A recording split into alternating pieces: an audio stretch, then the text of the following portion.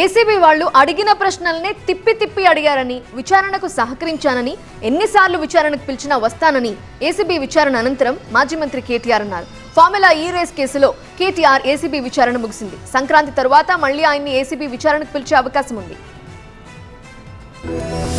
Formula ఈ race కేసులో కేటీఆర్ ను ఏసీబీ హైదరాబాద్ కేంద్ర కార్యాలయంలో విచారించింది. సుమారు 7 గంటల పాటు 2 భాగాలుగా మాజీ మంత్రి కేటీఆర్ విచారణ కొనసాగింది. కేటీఆర్ విచారణ ఆద్యంతం ఉత్కంఠగా నడిచింది. ఏసీబీ విచారణ నేపథ్యంలో ఏసీబీ కార్యాలయం పరిసరాల్లో బీఆర్ఎస్ శ్రేణులు భారీగా మోహరించాయి. ఫిర్యాదుదారుడు దానకిషోర్ స్టేట్మెంట్ ఆధారంగా విచారణ జరిగింది. ఎఫ్ఈఓతో ఒప్పందాలు, నగదు బదిలీ అంశాలపై ప్రశ్నించారు. కేబినెట్ ఆమోదం, ఆర్థిక శాఖ అనుమతి లేకుండా ఎందుకు నగదు బదిలీ చేశారు అనే ప్రశ్నలతో పాటు బీఆర్ఎస్ పార్టీకి ఎలక్టోరల్ బాండ్స్ కొనుగోళ్లపైన ఏసీబీ ప్రశ్నించింది. ఇప్పటికే సేకరించిన పత్రాలను ముందుంచి కేటీఆర్ ను క్వశ్చన్ చేసింది ఏసీబీ. విచారణ సమయంలో కేటీఆర్ కు అధికారులు అరగంట పాటు లంచ్ బ్రేక్ ఇచ్చారు. కేటీఆర్ ను ACB additional director, additional DSP Sivaram Sharma, DSP Majid Khan సుదీర్ఘంగా ప్రశ్నించారు. నిన్న senior IAS officer Arvind Kumar ఇచ్చిన వాంగ్మూలం ఆధారంగా కేటీఆర్ ను ఏసీబీ అధికారులు ప్రశ్నించారు. హెచ్ఎండిఏ నుంచి నిధుల్ని బదిలీ చేయాలని అధికారుల్ని ఎందుకు ఆదేశించారు, ఎంత మొత్తంలో నిధుల్ని ట్రాన్స్ఫర్ చేశారు, దీనికోసం లిఖితపూర్వక ఆదేశాలు ఏమైనా ఇచ్చారా అని కేటీఆర్ ను ఏసీబీ అధికారులు ప్రశ్నించారు.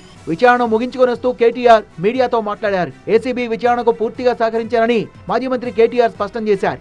ఏసీబీ అడిగిన అన్ని ప్రశ్నలకు సమాధానమిచ్చానని, రేస్ నిర్వహణకు ఎఫ్ఈఓకి డబ్బు పంపిన మాట వాస్తవమే అని, డబ్బు వాళ్లకు అందిందని ఎఫ్ఈఓ కూడా చెప్పిందని, ఇందులో అవినీతి ఎక్కడుందని ఏసీబీ అధికారుల్ని తానే ప్రశ్నించానన్నారు కేటీఆర్. పూర్తి స్థాయిలో అసంబద్ధమైన కేసు వాళ్ళకి చెప్పాను. దీనివల్ల ఏదో సాధిస్తానని రేవంత్ రెడ్డి అనుకుంటే అది ఆయన మూర్ఖత్వం మాత్రమే అవుతుంది అనే మాట కూడా చెప్పాను.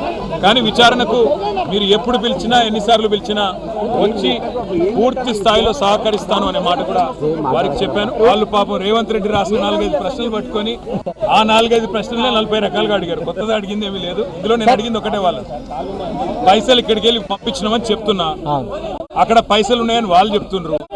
కరప్షన్ ఎక్కడుంది అని అడిగినా సమాధానం లేదు.